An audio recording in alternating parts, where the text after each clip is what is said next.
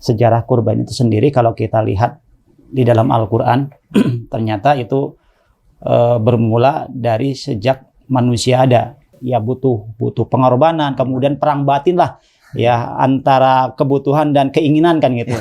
Tapi dia tidak ada keinginan dan enggan untuk berkurban, maka jangan mendekati musola kami, jangan mendekati tempat sholat kami. Aspek ekonomi yang tidak bisa disepelekan kan gitu. Di sana ada perputaran uang yang luar biasa. Assalamualaikum warahmatullahi wabarakatuh. Waalaikumsalam warahmatullahi wabarakatuh. Halo Sobat Salman semua, kembali lagi kita di Tanya Ustadz. Suatu program yang insya Allah akan memberikan ilmu-ilmu baru kepada kalian yang belum tahu. Nah, di sini tentunya akan ada narasumber yang nantinya akan menjawab pertanyaan-pertanyaan yang saya ajukan ke beliau. Narasumber hari ini sudah ada di tempat, mari kita sapa beliau. Assalamualaikum Ustadz. Waalaikumsalam warahmatullahi wabarakatuh. Gimana kabarnya Ustadz? Alhamdulillah Kang Yusri sehat dan ya bisa podcast. Artinya ya memang insya Allah sehat. Alhamdulillah. Nah, pada Tanya Ustadz hari ini mungkin posisinya agak berbeda ya. Karena emang ya kita menyesuaikan lah kondisi ya. Menyesuaikan dengan studionya. Tapi kayaknya lebih simpel sih. Iya, lebih enak juga lebih ya. Enak kan. Apalagi kalau ada kopi ya kan, ada gorengan. Jadi nanti temanya ngopi. Ngopi, ya. Iya. Ngobrol perkara iman kan. Masya Allah. Nah, tapi sebelum ke ngobrol masalah iman, karena sebentar lagi kita akan menuju ke hari raya Idul Adha ya. Iya, Idul Adha di agama Islam ini. Jadi ya nggak afdol lah kalau nggak ngobrolin tentang kurban dan Idul Adha ini. Iya. Jadi pada Tanya Ustadz hari ini kita akan membahas perihal ibadah kurban. Mungkin banyak orang yang udah tahu lah gitu tentang ibadah kurban itu, tapi ya mari kita ulas biar kita tetap mengingat apa sih ibadah kurban itu. Nah, untuk awalan pertama mungkin saya tuh pengen tahu gimana sih sejarah dari ibadah kurban itu dan ya apa yang terjadi sehingga ada ibadah kurban itu. Bismillahirrahmanirrahim. Assalamualaikum warahmatullahi wabarakatuh. Alhamdulillah wa syukurlah wa la hawla wa la quwata illa billah. Amma ba'du, terima kasih Kang Yusri dan juga rekan-rekan pendengar dan juga penikmat dari podcast Tanya Ustadz. Episode kali ini berbicara tentang kurban ya. Dan sejarah kurban itu sendiri kalau kita lihat di dalam Al-Quran ternyata itu bermula dari sejak manusia ada. Sejak sejarah pertama kehidupan manusia, yaitu tentunya Nabi Adam alaihissalam, di mana perintah Allah Subhanahu wa taala secara ringkas mungkin ya kepada dua anak ataupun dua putra Nabi Adam, ya Qabil dan Habil, untuk berkurban. Ya, Qabil adalah seorang petani, sedangkan Habil adalah seorang penggembala. Maka Allah merintahkan supaya mengorbankan ya dengan harta yang mereka miliki, dengan hasil jerih payah mereka selama ini. Maka Qabil mengorbankan hasil panennya dan Habil mengorbankan ternaknya. Ya. Hanya bedanya Habil mempersembahkan kurban tersebut dengan mencari ternak yang terbaik. Ya. Domba ataupun kambing yang terbaik di antara kambing dan domba yang dia miliki. Berbeda halnya dengan Qabil. Qabil mengorbankan hasil panennya tetapi milih sisa-sisa setelah dijual, ya setelah dimakan, maka sisa-sisa dari yang tidak terpakai tersebut, yang tidak dibeli oleh konsumen, ya, yang tidak sempat dimakan, ya, yang mungkin sudah mulai menguning, ya, sudah mulai mengering, itulah yang dikorbankan. Maka akhirnya Allah Subhanahu wa taala menerima kurbannya Habil dan menolak kurbannya Qabil. Apa cirinya? Kurban yang diterima itu langsung ya disambar oleh api, ya. Artinya itu sebagai kurban yang diterima ya, dan hilang kan itu. Sedangkan kurban yang tidak diterima ya dibiarkan begitu saja busuk. Ya, jangankan Allah, binatang-binatang yang ada di sekitarnya juga tidak berkenan untuk mengambilnya. Nah, artinya apa? Sejarah kurban itu ya dimulai dari sejarah manusia itu sendiri. Karena memang tradisi kurban itu seiring dengan tradisi kehidupan manusia. Kemudian berlanjut ke Nabi Ibrahim sampai pada akhirnya ke Nabi kita Nabi Muhammad SAW. Sehingga tradisi kurban itu bukan hanya hakikatnya bukan hanya milik umat Islam, ya, tapi juga milik umat-umat terdahulu. Hanya mungkin dari segi tata cara pelaksanaannya, teknisnya mungkin ada sedikit perbedaan, tapi intinya bahwasanya kurban itu adalah merupakan syariat dari Allah Subhanahu wa taala yang diberlakukan kepada seluruh umat, ya, dari awal sampai akhir, dari sejak Nabi Adam sampai syariat Nabi Muhammad SAW sebagai penyempurna, dan sampai hari ini ya tidak ada pembatalan dari syariat tersebut sampai hari kiamat. Ya. Nah, ya mungkin banyak orang yang emang taunya ya kurban tuh hanya di kisah Umat Nabi Islam, Ibrahim, ya. maksudnya Ibrahim di dan awalnya di Nabi Ibrahim. Ternyata ya, pada akhirnya emang diawali dari emang pada zaman Nabi Adam pun gitu, di mana ya kita harus berkurban dan semacamnya. Nah, yang tadi juga diulas bahwa ya bukan di agama Islam aja gitu, pastinya ada di agama-agama lain ya tradisi untuk berkurban itu. Ya, bahkan bukan hanya agama yang sumbernya dari langit, agama yang sumbernya dari bumi, dalam artian kan agama itu ada agama samai, ada agama ardi. Agama sama itu artinya syariat yang turun dari langit. Ya, biasanya bersumber kepada 3 agama, Nasrani, Yahudi, dan Islam kan itu. Hakikatnya itu kan walaupun penamaannya 3 agama yang berbeda, hakikatnya itu sama kan gitu. Hakikatnya dari Allah Subhanahu wa taala kan gitu. Hanya yang masih tetap original sampai hari ini adalah Islam kan gitu. Adapun Yahudi ya, yang dalam hal ini disebarkan oleh Nabi Musa, dan Nasrani yang disebarkan oleh Nabi Isa, itu hakikatnya berasal dari Allah, cuma mengalami berbagai perubahan-perubahan kan gitu. Dan juga agama ardi, agama yang memang berkembang di bumi dalam artian hasil ciptaan manusia, hasil perenungan, hasil kontemplasi, hasil dari melihat kondisi kondisi sekeliling, kondisi kehidupan, maka muncullah pemikiran, muncullah ide untuk membuat semacam ajaran moral kan gitu. Nah, tetap saja ada yang namanya pengorbanan, ya, atau mungkin disebut dengan persembahan. Ya, seperti di Mesir ya ada persembahan kepada Sungai Nil, di India ada persembahan untuk Sungai Gangga kan gitu. Dan di daerah-daerah lain, di wilayah lain juga memiliki hal yang sama. Artinya memang yang namanya pengorbanan apapun bentuknya itu sudah menjadi tradisi kehidupan manusia kan gitu. Hanya tentunya di dalam agama Islam ya, karena itu sebenarnya dari Allah, maka inilah yang menjadi penguat bahwasanya dasarnya itu sangat kokoh, itu adalah dari Allah Subhanahu wa taala. Kemudian juga dijelaskan bagaimana prakteknya oleh Nabi kita Nabi Muhammad SAW. Nah, kan emang di agama lain atau di komunitas atau yang mempercayai suatu agama gitulah. Itu tuh pasti berkurban dan semacamnya. Betul. Punya makna dan tujuannya. Iya. Nah, dalam ajaran Islam sendiri, makna dan tujuan dari berkurban itu apa sih? Iya, sesuai dengan nama ibadah kurban. Jadi ibadah kurban itu adalah ibadah menyembelih hewan yang sudah ditentukan hewannya. Ada 3 itu. Disebut dengan kategorinya al-an'am, binatang ternak, unta, sapi, domba ataupun kambing kan gitu.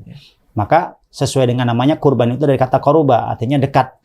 Jadi tujuan utama dari ibadah kurban ya, menyembelih hewan ternak itu adalah dalam rangka untuk mendekatkan diri kepada Allah Subhanahu wa taala sebagai bukti ketaatan dan keikhlasan kita dalam menjalankan perintah Allah Subhanahu wa taala. Maka dalam Al-Qur'an ada ungkapan sami'na wa ata'na. Ya, kita siap mendengarkan apa perintah Allah dan siap untuk melaksanakannya. Maka walaupun yang namanya ibadah pada dasarnya ya tadi dalam rangka taqarrub ya, dalam rangka mendekatkan diri kepada Allah, salatnya, zakatnya, puasanya, haji, itu semuanya ya dalam rangka mendekatkan diri kepada Allah. Tapi dengan penamaan ya ibadah kurban, maka ini memiliki penekanan tersendiri. Kenapa? Ibadah kurban adalah ibadah menyembelih hewan yang hakikatnya itu kadangkala sesuatu yang disenangi. Ya. Bahkan kadang-kadang hewan itu bukan hasil ternak tapi harus beli kan gitu. Mengeluarkan harta, otomatis ini ya butuh pengorbanan, kemudian perang batin lah ya antara kebutuhan dan keinginan kan gitu. Ya, apakah kurban atau ganti HP kan gitu. Iya, benar. Nah, ini kan semacam perang batin ya. Iya. Maka orang yang memiliki benteng keimanan yang kuat, maka dia akan lebih mendahulukan perintah Allah. Dia akan mendahulukan yang namanya ibadah kurban, walaupun dia harus puasa HP ya, ganti HP. HP sudah 5 tahun kan gitu, nggak ganti-ganti, sudah waktunya ganti, tapi uangnya harus dibelikan binatang kurban kan gitu. Maka disinilah yang namanya ketaatan dan keikhlasan diuji sejauh mana kita lebih mementingkan dan mengedepankan perintah Allah, ya, syariat dari Allah, ya. Kemudian juga tentu memiliki tujuan-tujuan yang sangat mulia sekali. Ya, di dalam Al-Qur'an Allah mengatakan bahwasanya ibadah kurban itu hakikatnya yang namanya dagingnya, yang namanya darahnya itu tidak akan sampai kepada Allah. Lan yanalallaha luhumuha wala dima'uha. Tidak akan sampai daging dan darah yang kamu kucurkan dalam ibadah kurban menyembelih hewan ternak itu kepada Allah. Tapi walakin yanaluhu taqwa, yang akan sampai hanyalah ketakwaan. Ya. Bahkan sampai cepatnya saking cepatnya tatkala kita menyembelih hewan kurban, ini dianjurkan ya. Kalau kita berkurban maka dianjurkan kita yang menyembelihnya kan gitu. Maka di sini ada tujuan kita memberanikan diri kan gitu. Ya, sebagai ajang latihan lah sebelum kita menghadapi musuh, ya. Hadapi dulu hewan kurban. Jangan sampai kita berkuar-kuar berjihad di sementara tatkala mau menyembelih ayam, menyembelih domba nggak berani kan gitu. Kemudian lihat darah langsung pingsan. Nah, ini bagaimana kan gitu. Ini kan semacam ujian keberanian juga.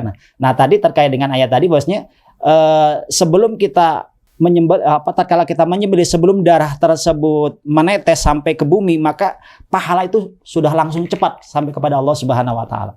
Nah, ini tentunya tujuan ketakwaan itu yang paling utama dari kurban tersebut, sehingga akan banyak sekali ya makna, hikmah, tujuan dari ibadah kurban yang hakikatnya itu akan kembali kepada kita yang berkurban. Makanya kan Rasul mengatakan siapa yang diberikan keleluasaan rezeki, ya, tapi dia tidak ada keinginan dan enggan untuk berkurban, maka jangan mendekati musola kami, jangan mendekati tempat sholat kami. Bisa jadi itu sebagai suatu ungkapan Allah, Rasul tidak sudi ya menganggap umat ya menjadi bagian umatnya kepada orang-orang yang tidak mau berkorban, tidak mau menyisihkan sebagian rezekinya padahal dia memiliki. Itu berbeda kalau seandainya memang tidak ada ya, yang memang sempit rezekinya. Tapi kalau punya keleluasaan, ya kadang-kadang begini, secara teknis ya ada orang mengatakan, waduh nggak bisa berkurban tahun ini, ya nggak ada punya uang. Iya, kalau seandainya kurbannya bulan ini baru nyarinya bulan ini kan gitu. Tapi kalau niat dari sejak tahun yang lalu, sejak Idul Adha yang lalu kan gitu, kita pokoknya tahun depan saya harus kurban, maka teknisnya kan bisa nabung, itu akan lebih ringan sehingga tidak ada alasan wah nggak ada uang. Iya, nyarinya hari ini kan gitu, mau kurbannya hari ini ya susah kan gitu.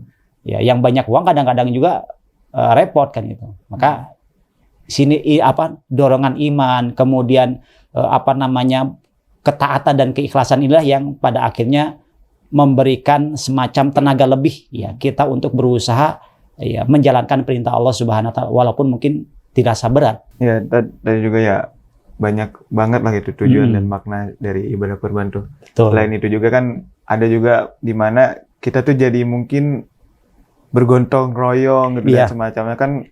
Gak mungkin gitu nyembelih sendiri apalagi sapi yang gede itu kan banyak tuh di video-video. Nyembelih ayam juga kadang-kadang harus duaan ya, walaupun ada yang bisa.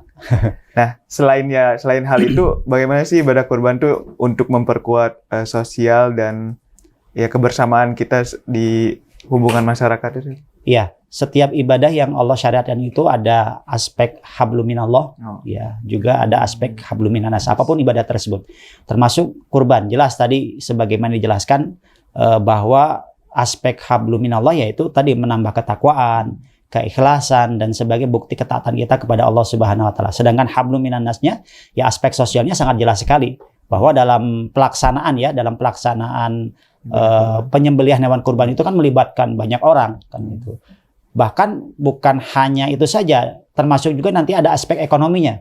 Ya, petani dalam artian peternak ya. Kemudian juga nanti ada bandarnya, ada agennya, itu kan di sana ada sirkulasi ekonomi yang luar biasa. Bisa dibayangkan satu Indonesia itu berapa penjualan hewan kurban itu angkanya mungkin bisa triliunan kan gitu. Nah itu kan aspek ekonomi yang tidak bisa disepelekan kan gitu. Di sana ada perputaran uang yang luar biasa kan, gitu.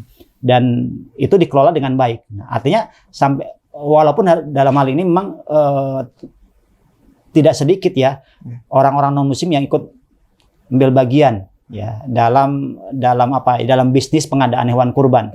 Seandainya ini dikelola oleh seluruhnya oleh umat Islam, maka keuntungannya akan kembali kepada umat Islam kan gitu. Nah, kemudian juga aspek sosial jelas sekali kan, bagaimana dari awal ya proses penyembelihan ya, setelah disembelih tentu harus dikuliti kan, nggak bisa sendiri. Kemudian juga istilahnya direcah ya dipotong-potong ya, kemudian akhirnya didistribusikan ya. Dan dalam hal ini diberikan keleluasaan distribusi untuk hewan kurban, untuk daging kurban. Kalau zakat, infak dan sedekah kan itu dikhususkan kepada sama muslim ya. Tapi kalau distribusi hewan kurban itu diberikan keleluasaan, kebolehan ya untuk diberikan kepada non muslim. Ya, kalau kita Kang Yusri contohnya berkurban, punya tetangga non muslim, ya itu boleh kita berikan ya sebagai hadiah. Tapi dengan catatan tetangga kita yang muslim sudah dikasih, jangan sampai kita ngasih tetangga non muslim di sementara tetangga muslimnya ya ngeliatin aja. Tetangga non muslim bisa nyate, tetangga muslim kita hanya kebagian tulangnya ataupun kalau nyate kebagian ini ya asapnya aja. Nah, tentu ini tidak adil. Maka pastikan dulu tetangga kita sesama muslim, bahkan kalau bisa saudara kita utamakan kan gitu. Saudara senasab, saudara seiman, saudara apa itu didoakan. Kemudian kalau masih ada kelebihan ya silakan. Ya sebagai apa? Bentuk bahwasanya ya di hari raya kurban tersebut ya kita bersenang-senang. Makanya Rasulullah itu mengharamkan ya puasa di tanggal 10-nya ditambah 3 hari setelahnya yaumul nahar, yaumul tasyrik itu. Tidak boleh puasa ya karena memang itu sedang bersenang-senang, sedang makan-makan kan gitu. Makanya kan sebagai disukan. Nah, bedanya kalau kurban dulu itu tidak boleh dikonsumsi. Ya, sebelum zaman Rasul ya, sebelum Nabi Muhammad itu ya kurbannya itu ya sudah kurban dibiarkan saja. Ya makanya tadi cirinya dengan disambar oleh petir ya, langsung hangus kan gitu. Karena itu untuk Tuhan, untuk Allah Subhanahu wa taala. Ya, maka beruntunglah kita. Ya, kita kurban, kita yang berkurban bisa memakannya, mengkonsumsinya juga bisa dibagikan. Allah ya dalam tanda kutip tidak dikasih dagingnya kan gitu. Ya, artinya kembali kepada kita kan. Sehingga inilah momen di mana mungkin bagi sebagian orang yang namanya makan daging biasa ya tiap hari juga bisa kan gitu. Tapi bagi sebagian yang lain yang mungkin ketemunya gepuk, ya, gepuk bukan daging ya, tapi gepuk di sini artinya kerupuk lagi, kerupuk paling banter kecap kan gitu. Kemudian ada momen di mana mendapatkan kiriman daging, wah itu bahagianya luar biasa. Maka di sanalah ada semacam kebahagiaan dalam memberi. Ya, maka diajarkan kita, maka aspek sosialnya itu sangat luar biasa sekali. Memberi, kemudian peduli, kemudian juga ada kebersamaan, gotong royong. Maka itu akan tercipta dengan sendirinya. Ya. Itu sebagian kecil dari manfaat yang bisa kita dapatkan dari ibadah kurban. Nah, tadi kan emang suatu perayaan lah padanya si ibadah kurban ini tuh.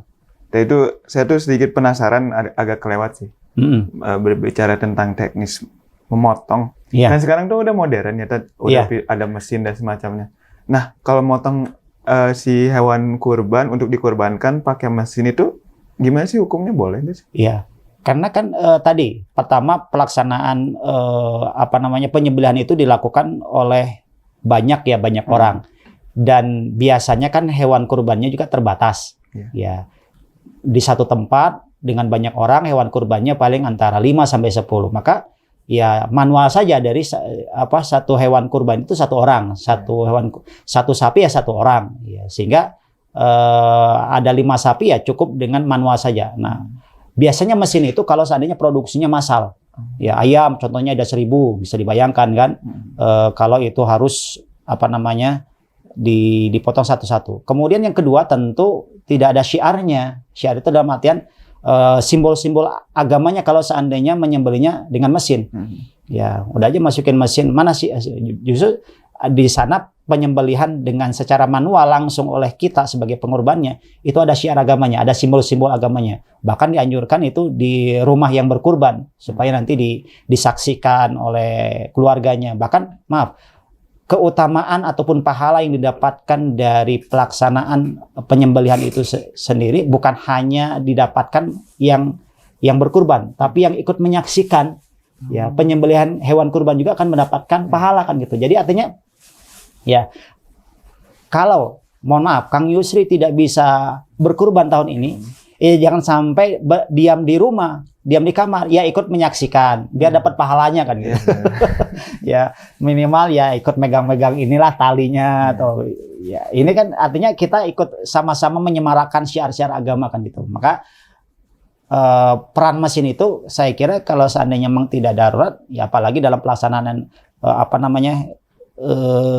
penyembelihan hewan kurban, maka itu tidak dibutuhkan ya. Kecuali kalau seandainya itu di luar dari Idul Adha ya, penyembelihan hewan kurban ya di pasar dan sebagainya, itu mungkin mesin masih dimungkinkan dengan syarat-syarat tertentu ya. Ya biasanya itu diawali dengan bismillah dulu. Tapi kalau pas waktu penyembelihan hewan kurban, maka di sana secara manual ya, dan itu dilaksanakan, apalagi di sana harus ada disebutkan kan siapa yang berkurbannya, namanya kan gitu. Kemudian juga ada doanya kan gitu. Ya. Nah, ini tentunya ini lebih spesifik lagi, lebih diperdalam lagi. Masya Allah, begitulah sobat Saman semua. Ya, ternyata yang kita tahu mungkin pada umumnya ibadah kurban tuh ya awalnya dari Nabi Ibrahim gitu yang mau menyembelih Nabi Ismail. Ternyata ya jauh dari itu. Dari mulainya adanya Nabi Adam ya udah ada istilah untuk berkurban, tentang ya berkorban untuk benda-benda yang kita punya gitu. Nah, sampai sekarang, sampai zaman ini ya itu tetap dilanjutkan tradisinya gitu, untuk tetap kita beribadah gitu kepada Allah Subhanahu wa taala. Selain itu juga ya tadi dijelaskan ya, selain tujuannya untuk ibadah, memperkuat iman ya, kita tuh karena ini hari raya gitu kan, jadi beramai-ramai bersama tetangga yang mungkin jarang untuk ketemu ya tadi. Iya. Jadi bisa bersilaturahmi dan semacamnya. Itu tujuan makna yang lebihnya gitu, selain untuk kita membuktikan ketakwaan dan keimanan kita kepada Allah Subhanahu wa taala. Nah, untuk kalian semua jangan sampai cuman diem aja di kamar gitu. Ya, main aja keluar ke tetangga yang emang jangan melewatkan momen ya terbaik ini ya. Ikut nimbrung, ikut apa ya? Ikut ya bersinergi, ikut bersilaturahmi, ikut bersama-sama ya.